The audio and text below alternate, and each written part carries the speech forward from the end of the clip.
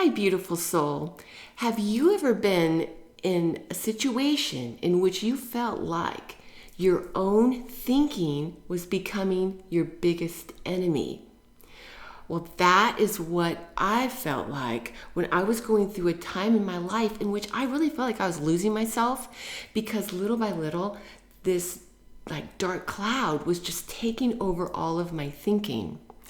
Until one night, a situation happened in which I can only describe as, or best describe as, a real meeting on the other side. And it would spark a change in the direction of my healing. And the most amazing thing, I wasn't even ready for how they were trying to help me.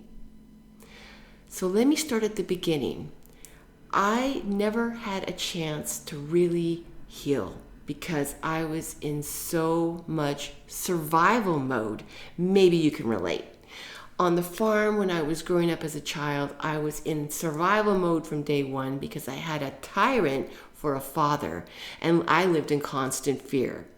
Then I went into these abusive relationships. Didn't start out that way, but that's what they became. And that's what happened during my teenage years and into my 20s.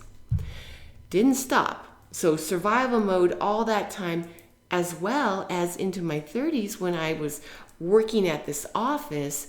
And I can best describe it as the devil wears Prada because that's what it was like working there 24/7. It was intensely negative, actually, and it became an abusive relationship with my boss that I was in. So again, I was just in complete survival mode the entire time. So something happened that actually started a chain reaction, and it was within myself. I decided deep down, I reached down for that strength, and I decided I am done with this. And I was going to leave this office. I was done with being treated this way, and I was going to leave.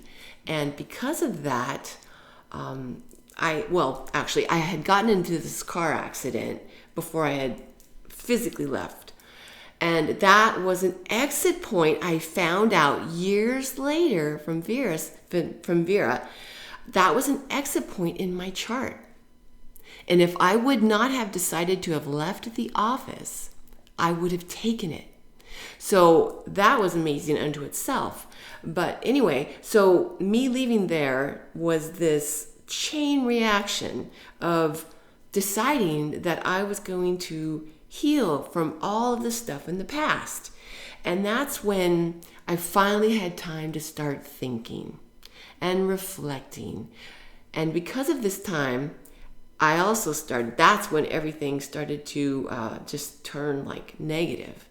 Ultimately, it's not negative, but at the time, little by little, this negativity just started to just, like I said, like a cloud just take over all of my thinking. And it's really, really interesting because one of the things that the other side told us later is that when you are so used to being attacked, we actually start attacking ourselves. Isn't that interesting? And it just rings as true, doesn't it? Because that's what we do. We're so used to being, whether it's degraded or treated as, worthless, or told that we're ugly or worthy of being treated badly or even violated. Then we start doing these things within our own thinking. We start degrading ourselves. We start just attacking ourselves with this negative thinking, and that's what was happening to me. I didn't know that at the time, but looking back, that is perfectly how it could be described. So this was happening, and no matter how much these, our beautiful friends and family and loved ones and nice people will say, you're this, you're that, you're amazing, you're beautiful, you're this, and all these wonderful things. I was looking in the mirror and I felt ugly inside because that's how I was so treated for so long. That's how I felt. And it's so hard to come out of that and just switch your thinking. But that's where the healing happens. It's a process. It's a journey. So anyway, so that's what was happening at the time. And then I had this experience one night, and it was more than a dream. It wasn't a dream. It was a soul travel to the other side. I found out again years later through Vera, from Angus and from Vera, that's what the situation that happened. And in this experience or dream visitation, I was walking. It was outside. It was like almost like somebody was taking me to this room. And it was, I don't know if it was in the woods or a beautiful garden, but it was somewhere. It was at nighttime, and I went to this room, and there was others there, and we were waiting for someone to show up. And then suddenly, finally, this beautiful soul shows up, and he was so beautiful. He was so loving. You could just feel his love and his light fill the space, the whole room. I actually, at the time, I really thought it was Jesus. I would find out years later it wasn't Jesus, but I'll get to that in a minute. Anyway, he was so loving, and he was walking towards me, and he was just standing there right in front of me, smiling.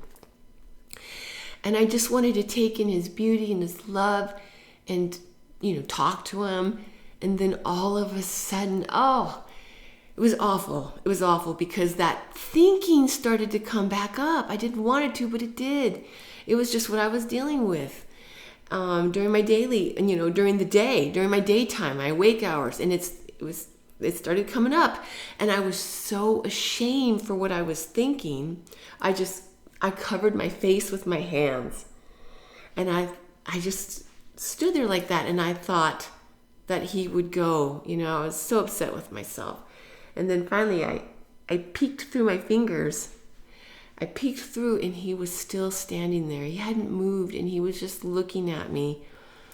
And it was like he was looking at me with so much compassion because it was like he felt so bad for me that I was going through this. And then I just instantly, I snapped back to my body, and I woke up, and I was so upset with myself. I was like, dang it, Well, anyway, come to find out years later, guess who it was? He was beautiful. His eyes were the same color as his hair, which is actually not how I think of Jesus. Like when I think of Jesus, I think of him with dark hair and dark eyes and that kind of thing, like his lifetime. But of course, that's how how we all see him different. But anyway, but that's not how I was seeing this individual. His eyes were like a chestnut or an auburn color, like his hair, like auburn. And okay, so I painted him, but guess who it was? I'm going to show you. It was Angus. I would find out years later it was actually Angus, not Jesus, that came to me in this visitation. He was trying to help me. I just love it. And that's why I wanted to share this story with you, because you have master teachers. You have your angels and your spirit guides. See, Angus is a master teacher. We all have a master teacher, and other master teachers come to us as well for whatever it is that we need help with. Your spirit guide, your angels are with you from the very beginning, and they are guiding you on your path. They're keeping you on your life chart. They're helping to bring you back to what it is that you charted to learn. And then when you get to a point in your life when you are ready for and you need a higher learning on your own spiritual development, your own spiritual journey, that is when they are there to help you to start to understand things that are, like I said, on a higher, deeper level for you.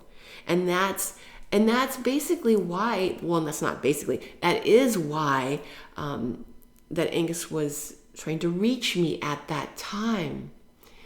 It's just amazing because I wasn't ready yet.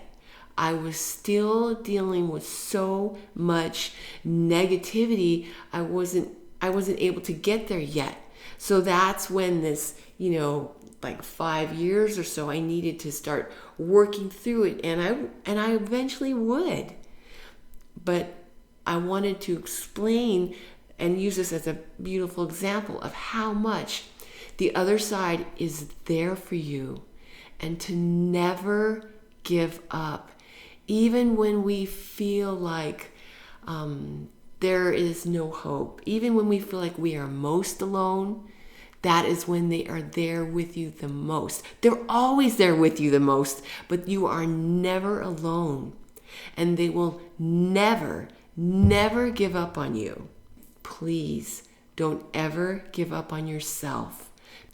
Now, if anything that I have shared you resonate to, or you've gone through something similar or are going through something similar, please share in the comments below, because we would love to hear about it and talk about it.